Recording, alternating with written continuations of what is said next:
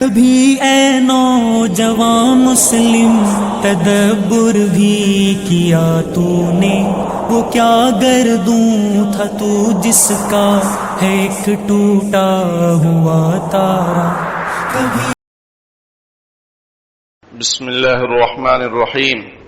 الحمد للہ وکفى وسلام علی عباده الذین اصطفى. اما بعد، اعوذ باللہ من الشیطان الرجیم. بسم اللہ الرحمن الرحیم. والفجر وليال عشر. وقال رسول اللہ صلی اللہ علیہ وسلم: من وجد ساعة ان يضحي فلم يضحي فلا يقربن مصلانا. صدق اللہ العظیم وصدق رسولہ النبی الکریم. اللہم صل علی سیدنا محمد وعلی آل سیدنا محمد وبارک وسلم. محترم بھائیوں، بزرگوں، آج ذوالحجہ کی 2 تاریخ ہے، سن 1446 ہجری. یہ اسلامی کیلنڈر کے حساب سے، اسلامی مہینے کے حساب سے آخری مہینہ ہے. جیسے انگریزی میں دسمبر ہوتا ہے، اس طریقے سے اسلامی مہینوں میں یہ ذوالحجہ کا جو مہینہ ہے وہ 12واں مہینہ ہے. اب اس کے بعد محرم الحرام کا مہینہ آئے گا اور نئے سال کا آغاز ہوگا.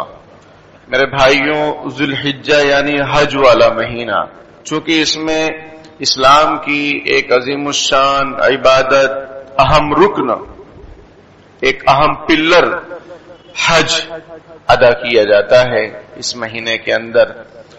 اللہ تعالیٰ کے فضل و کرم سے ملک بیرون ملک کے حاجی اپنے مقام پر پہنچ گئے ہیں، یعنی مکہ مکرمہ پہنچ چکے ہیں. اللہ تعالیٰ ان لوگوں کے حجوں کو قبول فرمائے اور ہم سب کو بھی وہاں کی مقبول حاضری نصیب فرمائے اپنے لطف و کرم سے.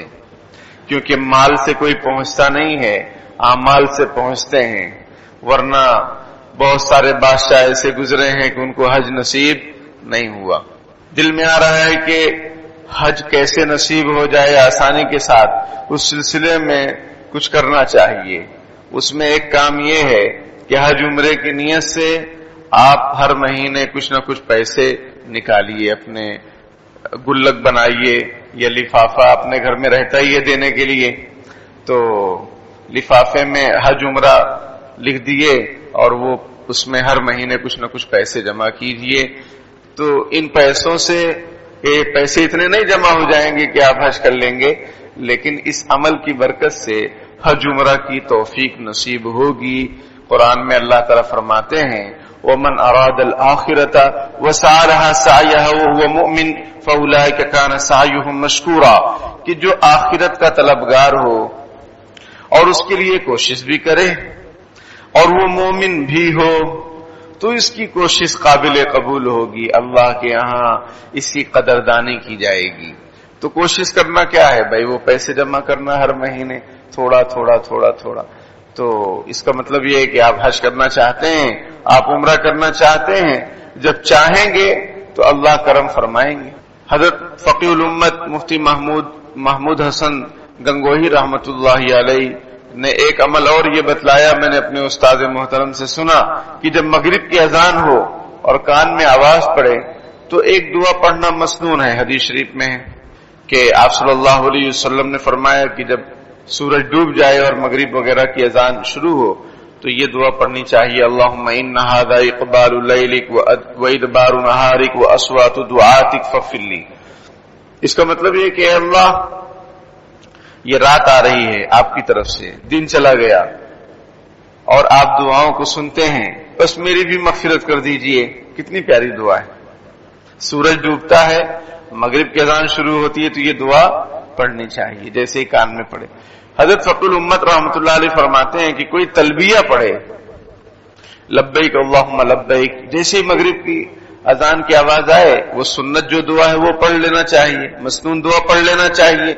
اس کے بعد تلبیہ، لبیک اللہم لبیک لبیک لا شریک لک لبیک ان الحمد والنعمت لک والملک لا شریک لک.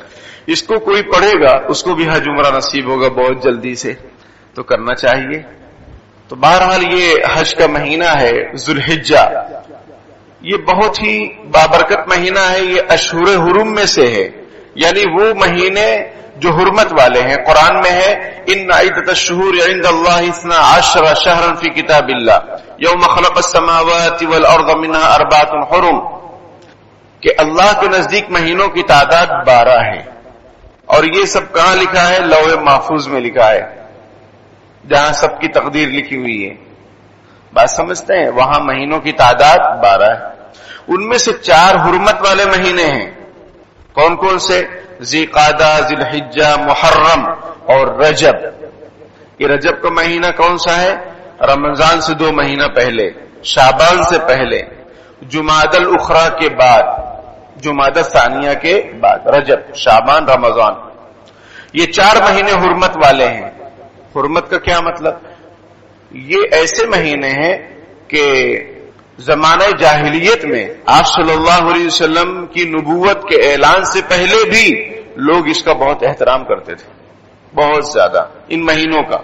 اس میں جنگ نہیں کرتے تھے، لڑائی نہیں کرتے تھے. کوئی اپنے باپ کے قاتل کو بھی اگر دیکھ لیتا کہ میرے ابا کا قتل کرنے والا وہ ہے، لیکن یہ مہینے چل رہے ہیں، وہ کچھ نہیں کہتا. سمجھ میں آئی بات؟ کیوں؟ حرمت والے مہینے. جب قرآن نازل ہوا تو یہ آیتیں آئیں، تو اس کی تعظیم اور اس کی برکتیں قیامت تک کے لیے ہو گئیں. اس میں عبادتوں کا ثواب بڑھ جاتا ہے، گناہوں کا وبال بھی بڑھ جاتا ہے. اور پھر یہ ذی الحجہ اسی حرمت والے مہینوں میں سے ایک ہے. ذی قعدہ، ذی الحجہ، محرم اور رجب. اور ذی الحجہ کے 10 دن، اس کی تو اور زیادہ فضیلت. قرآن میں والفجر ولیال عشر والشفع والوتر، کہ قسم ہے فجر کی، فجر کے وقت کی، کیونکہ وہ ایک گھٹا ٹوپ اندھیرے کے بعد بہترین روشنی نمودار ہوتی ہے افق عالم پر، اور لوگوں کا دل روشن ہو جاتا ہے، آنکھیں روشن ہو جاتی ہیں کہ اب دن نکل آیا. کتنا قیمتی وقت ہے. بعض مفسرین فرماتے ہیں کہ اس سے مراد فجر کی نماز ہے، کہ قسم ہے فجر کی نماز کی. کیوں؟ یہ بہت اہم نماز ہے. جو شخص صبح کی نماز پڑھتا ہے وہ اللہ کی حفاظت میں ہو جاتا ہے، اللہ کی ذمہ داری میں آ جاتا ہے. اللہ تعالیٰ کی طرف سے اس کو سیکیورٹی ملتی ہے، حفاظت ملتی ہے، برکت ملتی ہے. اللہم بارک لی امتی فی بکورہا. نبی اکرم صلی اللہ علیہ وسلم فرماتے ہیں اللہ میری امت کی صبح میں برکت عطا فرما. اور ہم لوگ برکت کے ٹائم پہ سوتے رہتے ہیں. ایک ہو کا عالم ہوتا ہے، ہو کا عالم یعنی خاموشی. اور سنڈے کو تو اور ٹھنڈے، دوسرے دنوں میں تو چلو اسکول جانا ہے بچوں کو اور جاب شاپ پہ جانا ہے، لیکن یہ کہ سنڈے کو تو اور ٹھنڈے، ایک دم محلہ سنسان. سمجھ میں بتاؤ، قبرستان کے علاقے میں چلے جاؤ اور پھر یہاں اپنے محلوں میں گھوم لو، سوائے چند دکانیں کی گلگلا چائے کے، کیونکہ جینا بھی تو ہے، سونے کے لیے جینا ضروری ہے نا. یہ مسلمانوں کا حال ہے. پھر کہتے ہیں کہ فلانا فلانا ہر جگہ ہر ڈپارٹمنٹ میں بیٹھے ہوئے ہیں.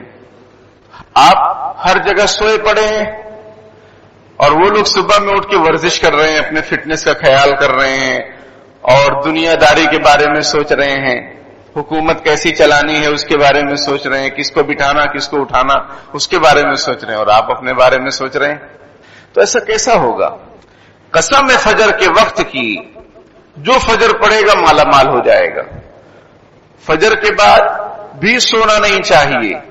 ہاں اگر یہ کہ بہت تھکان ہے تو اشراق پڑھ کے آرام کر سکتے، لیکن فجر پڑے پھر سو گئے، وہ تو برکت کا ٹائم ہے، رزق کی تقسیم کا ٹائم ہے، اور آپ سو رہے ہیں. کتنے گپ چپ والے اور پوہا والے بلڈنگیں کھڑی کر لیے اور آپ اسی جھوپڑے میں سڑ رہے ہیں. کیوں؟ آپ کو کوئی ٹینشن ہی نہیں ہے، کیونکہ وہ صبح میں پوہا بیچتے ہیں اور آپ 10 بجے اٹھ کے پوہا کھانے جا رہے ہیں، 9 بجے اٹھ کے پوہا کھانے جا رہے ہیں، اور انہوں نے بلڈنگیں کھڑی کر لی اور آپ وہیں کے وہیں ہیں. تو میرے بھائی اٹھیے، جاگیے، کچھ کیجیے. یہ دنیا آرام کی جگہ نہیں ہے، یہ کام کی جگہ ہے. قبر آرام کی جگہ ہے اور جنت عیش کی جگہ ہے. ہم نے دنیا کو عیش کی جگہ بنا لیا، آرام کی جگہ بنا لیا. کام کہاں کریں گے؟ قبر میں کوئی کام نہیں ہے، پڑے رہو. جاگنا ہے جاگ لے، افلاک کے سائے تلے، حشر تک سوتا رہے گا خاک کے سائے تلے. تو دنیا کام کی جگہ ہے. چمنزار محبت میں اسی نے باغبانی کی کہ جس نے اپنی محنت کو ہی محنت کا ثمر جانا. اگر دنیا میں کسی بھی فیلڈ میں اگر آپ کچھ کرنا چاہتے ہیں، کامیاب ہونا چاہتے ہیں، تو محنت کرو. اور یہ بس سوچو کہ لوگ کیا کہیں گے، اچھا کہیں گے، برا کہیں گے. لوگوں کو تیل لینے جانے دو. میں نے پہلے بھی کہا ہے کہ بہت مہنگا ہو گیا ہے تیل، ان کو تیل لینے جانے دو.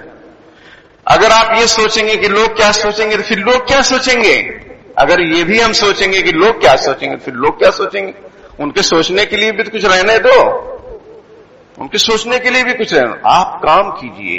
اللہ نے آپ کو اشرف المخلوقات بنایا ہے، آپ کام کے لیے ہیں. کون کہتا ہے کہ صبح میں دکان کھولیں گے تو کسٹمر نہیں آئے گا؟ کوئی آئے کہ نہ آئے، آپ کے ذمے میں نہیں ہے کسٹمر لانا بلانا. آپ کے ذمے میں کمانا ہے، محنت کرنا ہے. نتیجہ اللہ دیں گے. السعی منی والاتمام من اللہ. کوشش کرنا ہمارا کام ہے، مکمل کرنا اللہ کا کام ہے. آپ بیٹھو تو صحیح. کیا گلگلے والے کیا نہیں آتے کسٹمر؟ روزانہ وہ سمجھو پتہ نہیں کتنا کماتا ہے، پوچھنا پڑے گا. میں سمجھتا ہوں 2-3 ہزار روپے تو کماتا ہی ہوگا. اب بتاؤ مہینے کے کتنے ہو جا رہے ہیں؟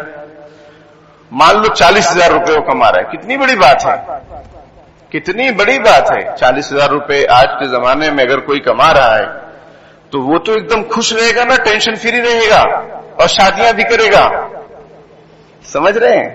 تو میرے بھائیوں، ہم کام کے لیے ہیں. ہم نے اپنی زندگی چوپٹ کر رکھی ہے اور کچھ ہو جائے تو بس ارے بھائی کچھ کرنا ہے، یہ کرنا ہے، وہ کرنا ہے، ہلہ بولنا ہے. اندر کچھ ہے؟ کچھ نہیں ہے، سناٹا ہے اندر میں. ذرا سا کچھ دباؤ پڑے گا، بھیگی بلی کی طرح بیٹھ جائیں گے. اس کے لیے اپنے ایمان کو، اعمال کو مضبوط کرنا ہوگا.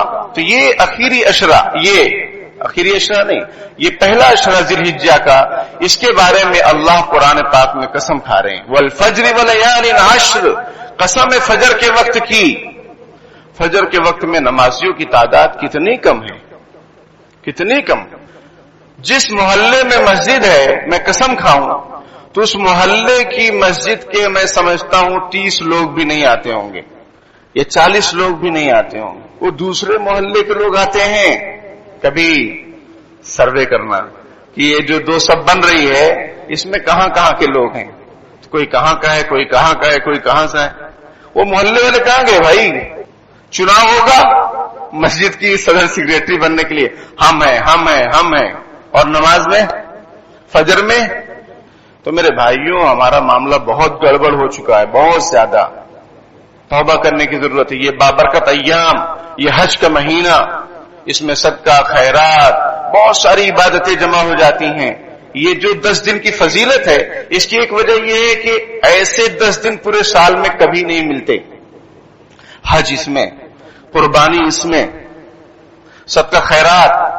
سمجھ میں آئی بات؟ نمازیں وہ دوسرے دنوں میں نہیں ہے. رمضان میں آپ کو بھی عبادت کرو، لیکن اس میں حج نہیں ہے، اس میں قربانی نہیں ہے. سمجھ رہے؟ تو میرے بھائیوں، اللہ پاک قسم کھا رہے ہیں. والفجر، قسم ہے فجر کی نماز کی.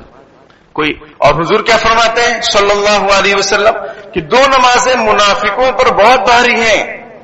ایک عشاء دعوت میں جانا ہے بھائی، بہت دور ہے، لون گاڑی کر کے جانا ہے، اور مغرب پڑھ کے نکلنا ہے، اور 11 بجے 12 بجے آنا ہے، 2 بجے سونا ہے. تو فجر بھی گئی، عشاء بھی گئے. دعوتوں نے غالب نکما کر دیا، ورنہ ہم بھی آدمی تھے کام کے. اس زمانے میں غالب ہوتے تو یہی کہتے. سمجھ میں آئی بات؟ دعوت پہ دعوت، اور ایک جگہ سے 5 جگہ دعوت. اور یہ لڑکی والوں کا کھانا خدا کے واسطے بند کرو، مت جاؤ. آپ نہیں جاؤ گے نا تو وہ بند کر دیں گے پھر، اور آپ بھی بند کر دیں گے کیونکہ گئے نہیں نا. تو ہمت کریں گے تو کام ہوگا. لڑکی والوں کی دعوتوں کا سلسلہ ختم کرو. ہو سکے تو اجتماعی شادی کرو، اس میں خرچہ کم. سمجھ میں آئی بات؟ اور ایک ساتھ میں کئی نکاح ہو جاتے ہیں، اور کچھ پیسوں میں 20-25 ہزار روپے سب ملائیں گے، 30,000 کام ہو گیا. ورنہ تو 1.5 لاکھ 2 لاکھ کا لون، اور پھر لون بھی لینا ہے، کیونکہ لون لینا ہے نا، لون لینا ہے تو پھر لون لینا ہے. سود بیاج کھا کھا کے، کھلا کھلا کے قوم ترقی کرے گی؟ اللہ سے اعلان جنگ کر کے اللہ کی رحمت حاصل کرے گی؟ کسی کے ساتھ آپ دشمنی کرو، کھلم کھلا گالیاں دو، پھر سوچو کہ وہ مجھ سے آ کے گلے بھی مل لے، ایسا ہوتا ہے؟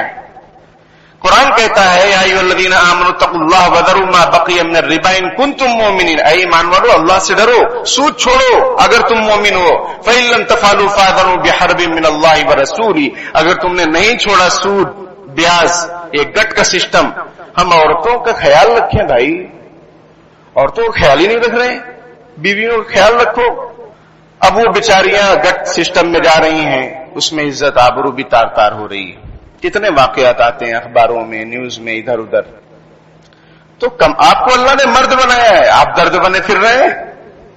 مرد اس لیے بنایا، عورتوں پر فضیلت اس لیے دی کہ آپ عورتوں کا خرچہ اٹھاؤ، نہیں اٹھا سکتے تو شادی مت کرو۔ بات سمجھ رہے؟ کچھ لوگ کہتے ہیں 2 شادی کر رہے ہیں، 3 شادی کر رہے ہیں، کہاں سے کھلائیں گے؟ میرا سوال ہے، پہلی شادی والے سب بہت اچھے ہیں، سب خرچہ اٹھا رہے ہیں۔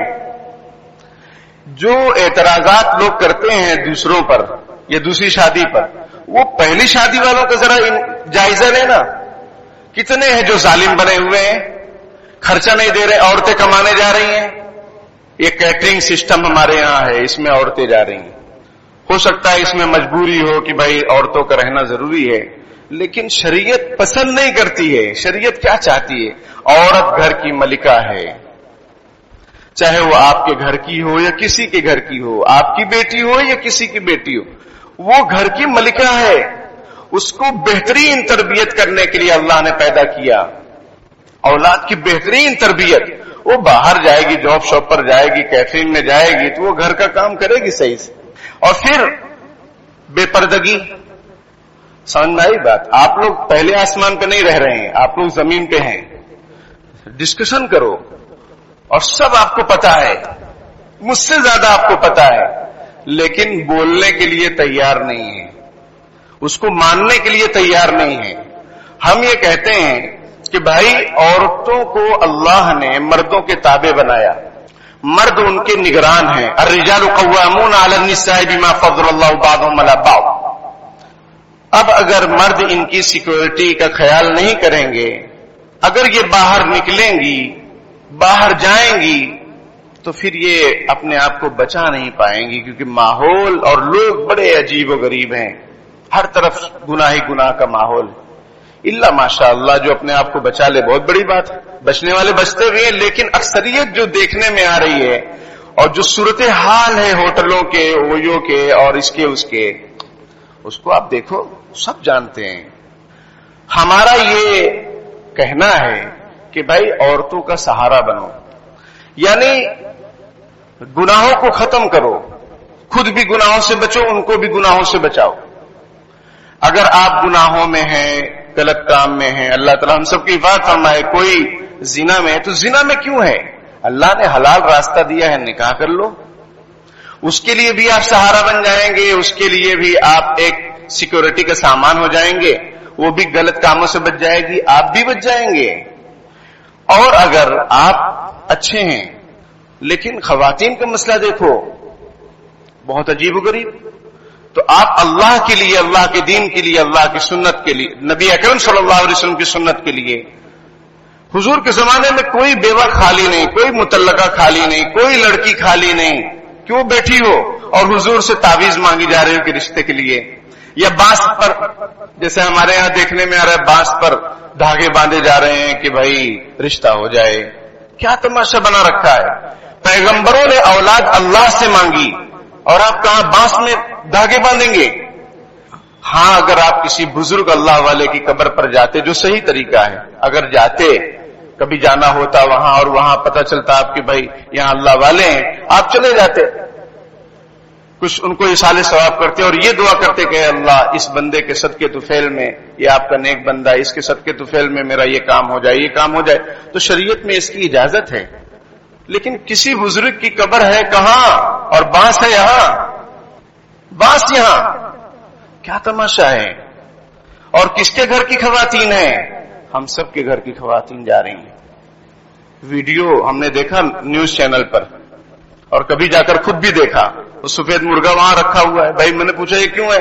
بولے یہ بابا کے نام پر ہے۔ وَلَا تَأْكُلُوا مِمَّا لَمْ يُذْكَرِ اسْمُ اللَّهِ عَلَيْهِ. ابھی قربانی آئے گی، ٹھیک ہے. اس میں اگر کوئی جان بوجھ کر بسم اللہ نہ پڑھے جانور حرام ہو جائے گا. بات سمجھتے ہیں؟ بسم اللہ اللہ اکبر کہہ کر جانور کو ذبح کرنا یہ فرض ہے. فرض مطلب یہ ضروری ہے. ہاں کوئی بھول گیا تو معاف ہے، بھول چوک معاف ہے، لیکن اس کو وہ بھولا نہیں ہے، ایسے ہی نہیں پڑھ رہا ہے، یا اس کو مسئلہ معلوم نہیں، یا منہ میں کھر رہا ہے، زبان چل نہیں رہی، بس ایسے ہی ایک مرتبہ پڑھ لیا سوچ رہا سب کے لیے ہو گیا. ایسا نہیں ہے. ہر ایک جانور پر الگ الگ بسم اللہ اللہ پڑھنا ضروری ہے. اب آپ کسی اور کے نام پر اگر ذبح کرو گے جانور کو تو قرآن کہتا ہے کہ وہ تو حرام ہے. یعنی ہم کہاں پہنچ گئے؟ ہماری نسل کہاں جا رہی ہے؟ رات رات بھر بانس کو طواف کر رہے ہیں، وہاں رات گزار رہے ہیں، اور عشاء چھوٹ رہی ہے، فجر چھوٹ رہی ہے. کہاں جا رہے ہیں؟ والفجر، قسم ہے فجر کی نماز اللہ میاں کھا رہے ہیں. انبیاء نے اولاد مانگی اللہ سے، ہم لوگ کس سے مانگ رہے ہیں؟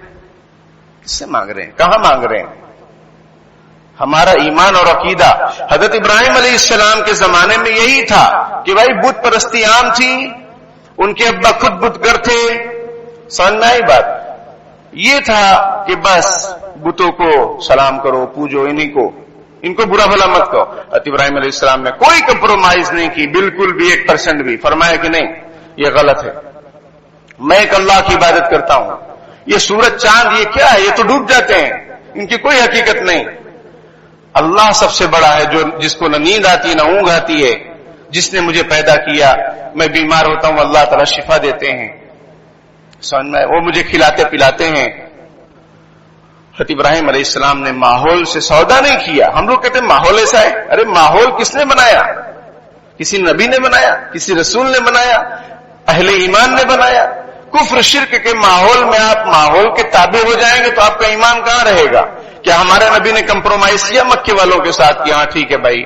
وہ مکے والے کہہ رہے تھے 1 سال تم ہمارے بتوں کی عبادت کرو، 1 سال ہم اللہ میاں کی عبادت کریں گے.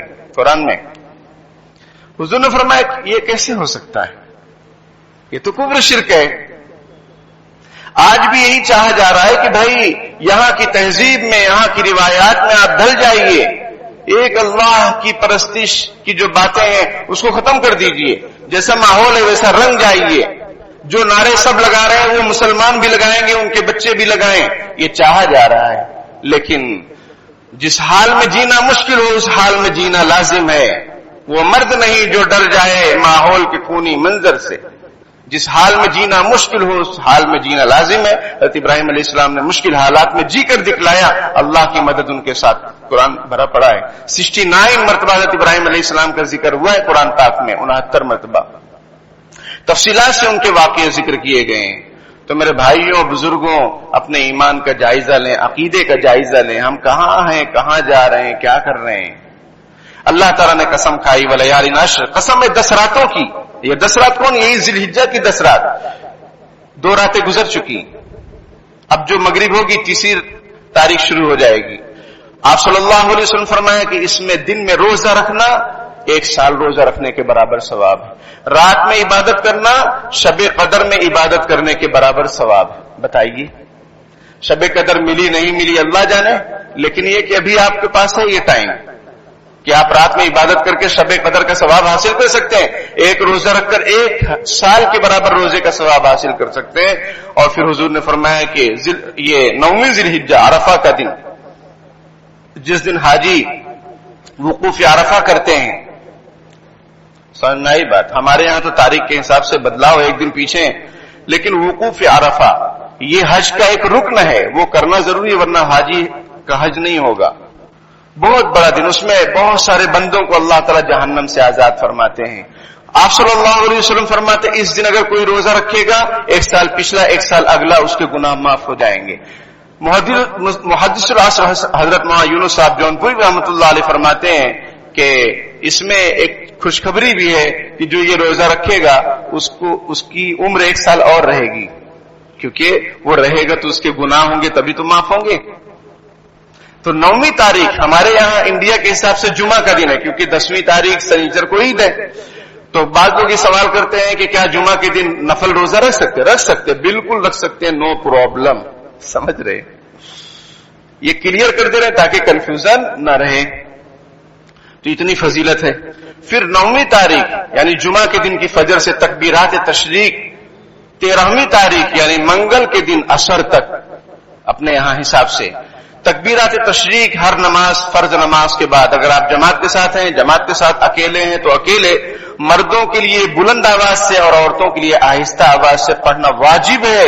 ایک مرتبہ اللہ اکبر لا الہ الا اللہ واللہ اکبر وللہ الحمد. یاد کراؤ بچوں کو، اپنی عورتوں کو یاد کراؤ. یاد ہے کہ نہیں پوچھو، بات سمجھتے ہیں.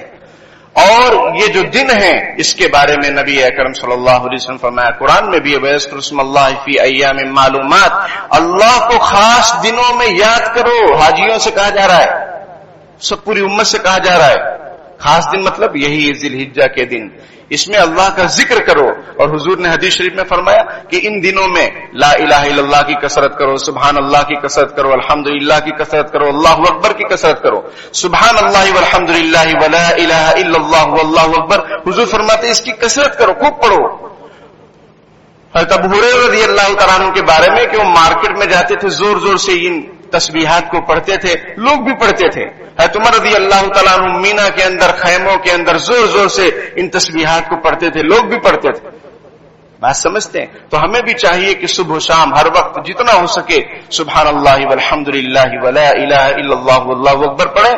پھر جب تکبیرات تشریق کا موقع آئے گا 9 ذی الحجہ کی فجر سے 13 ذی الحجہ کی عصر تک، اس کو بھی پڑھنا ہے ہر نماز کے بعد. اور پھر قربانی کس پر واجب ہے؟ میں نے پچھلے ہفتے ذکر کر دیا تھا. جو صاحب نصاب ہے اس پر قربانی واجب ہے. اور قربانی کے اندر جانوروں کی عمر کا لحاظ کرنا شرط ہے. اگر چھوٹا جانور ہے جیسے بکرا وغیرہ تو 1 سال کمپلیٹ ہونا چاہیے، اور بڑا جانور ہے جیسے بھینس وغیرہ تو 2 سال کمپلیٹ ہونا چاہیے اسلامی تاریخ کے اعتبار سے. اور اس کی علامت ہے دانت علامت ہے. دانت یقینی طور پر نہیں کہ ہاں دانت شرط نہیں، عمر شرط ہے. لیکن یہ کہ جب عمر ہوتی ہے تو پھر دانت بھی آ جاتے ہیں. اور اچھے جانور خریدیے، فربا اور قیمتی، جیسا اللہ نے آپ کو وسعت دی اس حساب سے. سستے کے چکر میں مت پڑیے، یہ حصہ لے لیے سستا. کہاں سب سے سستا حصہ کہاں ہے؟ وہاں فون کر کے معلوم کر رہے ہیں 1000 1100 1200 1300.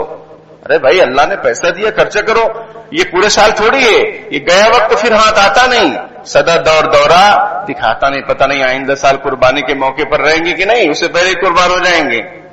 تو زندگی کی قدردانی کیجئے اور خوشی خوشی قربانی کیجئے.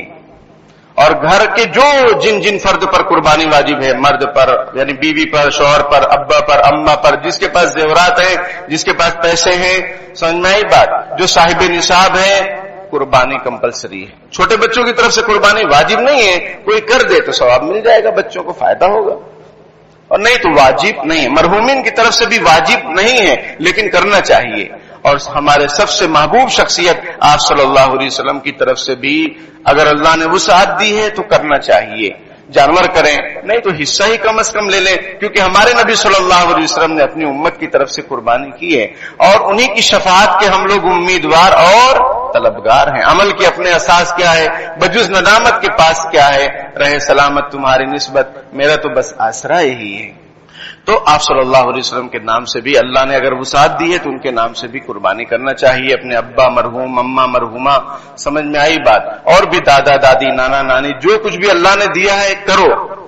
اور اگر آپ کے پاس ایک مسئلہ اور اہم بتلا دوں، مان لیجئے کہ آپ کے پاس وسعت ہے کہ بھائی بس ایک جانور یا پھر جو ہے ایک ہی حصہ، تو اب کئی لوگ ہیں تو کیسا کریں گے؟ تو اس کا طریقہ یہ ہے کہ آپ اپنا واجب ادا کیجئے. پہلے واجب قربانی آپ کی طرف سے ہو گئی. اب نفل ایک ہی کی گنجائش ہے تو آپ ایک حصہ بھی اپنی طرف سے کیجئے، نفل آپ کی طرف سے، کیونکہ ایک نفل قربانی میں 10 لوگ شامل نہیں ہو سکتے، 10 لوگوں کی طرف سے نہیں ہوگی. ہاں طریقہ یہ ہے کہ اس کو آپ اپنی طرف سے کریں. اب جو ثواب مل رہا ہے وہ آپ 10 لوگ کیا 10,000 لوگوں کو بھی بخش سکتے ہیں. بات سمجھتے ہیں؟ مسئلہ سمجھ میں آیا کہ ایک حصہ 10 لوگوں کے نام سے نہیں کر سکتے، 3 لوگوں کے نام سے ایک حصہ نہیں کر سکتے کہ ابا کے نام، اماں کے نام، حضور کے نام ایک حصہ نہیں. ہاں وہ حصہ نفل جو ہے اپنی طرف سے کیے، پہلے اپنی واجب ادا کرو، بعد میں پھر نفل اپنی طرف سے کرو ایک حصہ، اس کا ثواب جو مل رہا ہے اس کو آپ کئی لوگوں کو بخش سکتے ہیں۔ اللہ تعالیٰ کہنے سننے سے زیادہ عمل کرنے کی توفیق عطا فرمائے۔ احتیاط کے ساتھ قربانی کا معاملہ اختیار کریں، اللہ تعالیٰ خیر و عافیت کے ساتھ یہ تمام مراحل پورے فرمائیں۔ آمین وآخر دعوانا الحمدللہ رب العالمین۔ بسم اللہ الرحمن الرحیم، اللہم لک الحمد کلہ ولک الشکر کلہ وإلیک یرجع الامر کلہ، اللہم لا احصی ثناء علیک انت کما اثنیت علی نفسک، رب اغفر وارحم وانت خیر الراحمین، اللہم صلی علی سیدنا محمد وعلى آل سيدنا محمد وبارك وسلم، رب اغفر وارحم وانت خير الراحمين، رب ارحمهما كما ربياني صغيرا، ربنا اغفر لي ولوالدي وللمؤمنين يوم يقوم الحساب، اللهم إنا نسألك العفو والعافية والمعافاة في الدنيا والآخرة۔ پیارے اللہ، ہم ظاہر میں آپ کے بندے، حقیقت میں نہایت گندے ہیں، پیارے اللہ ہمارے دلوں کی گندگی کو دور فرما دیجئے، ہمیں بندگی کا سلیقہ عطا فرما دیجئے، شرمندگی والے کاموں سے ہماری حفاظت فرما لیجئے، پیارے اللہ برے دن سے، بری راہ سے، بری بات سے، برے خاتمے سے ہماری حفاظت فرما، خاتمہ بالخیر نصیب فرما، کلمے والی شہادت والی مقبول موت نصیب فرما، خیر و عافیت والی بہترین زندگی، نعمتوں والی زندگی عطا فرما، اور اس پر شکر ادا کرنے کی توفیق عطا فرما، اور اس راستے سے، عافیت والے راستے سے جنت نصیب فرما، ہر طرح کی آزمائش سے، ظاہری باطنی فتنوں سے، ظاہری باطنی بیماریوں سے، چھوٹے بڑے فتنوں سے، چھوٹی بڑی بیماریوں سے ہماری حفاظت فرما، دجال کے فتنوں سے ہماری حفاظت فرما، انٹرنیٹ کے فتنوں سے ہماری حفاظت فرما، پیارے اللہ جو بیمار ان کو شفا کامل عطا فرما، جو مقروض ہیں غیب سے ان کے قرضوں کی ادائیگی کی شکلیں پیدا فرما، جو ناجائز قید و بند میں پکڑے ہوئے ہیں، جکڑے ہوئے ہیں، باعزت انہیں رہائی نصیب فرما، ہمارے مرحومین کی مغفرت فرما،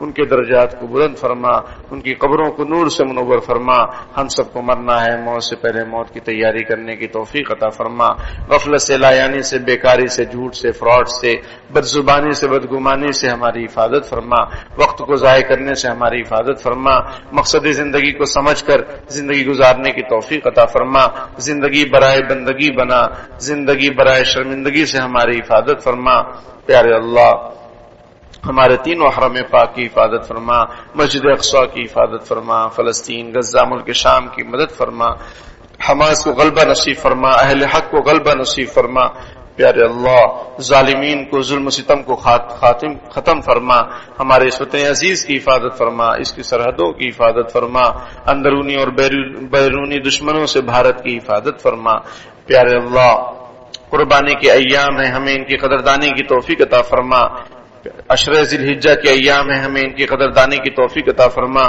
پیارے اللہ دن میں روزہ، رات میں عبادت کرنے کی توفیق عطا فرما، پیارے اللہ حاجیوں کے حج کو قبول فرما، عافیت اور خیریت کے ساتھ ان کو اپنے گھر واپس فرما، پیارے اللہ حج مبرور نصیب فرما، جو رہ گئے ہیں ہم سب پیارے اللہ اپنے فضل و کرم سے وہاں کی مقبول حاضری بار بار نصیب فرما، نبی اکرم صلی اللہ علیہ وسلم کی شفاعت ہم سب کو، پوری امت مسلمہ کو نصیب فرما، پیارے اللہ ہمارے نسلوں کے ایمان کی، عقیدے کی، پوری امت مسلمہ کی ایمان کے عقیدے کی حفاظت فرما، پیارے اللہ بزرگان دین کے نام پر کفر شرک سے کرنے سے ہماری حفاظت فرما، پیارے اللہ بزرگان دین کی جو تعلیمات ہیں، شریعت اور سنت، اس پر عمل کرنے کی توفیق عطا فرما، ان کے نقش قدم پر چلنے کی توفیق عطا فرما، کفریہ شرکیہ کاموں سے ہمارے وطن، ہمارے بھائیوں کی، بہنوں کی، سب کی حفاظت فرما، پیارے اللہ ایمان کی قدردانی کی توفیق عطا فرما، اس کو بڑھانے کی فکر نصیب فرما، امت کی فکر نصیب فرما، جزا اللہ عنا محمد صلی اللہ علیہ وسلم ما هو اہل برحمتک۔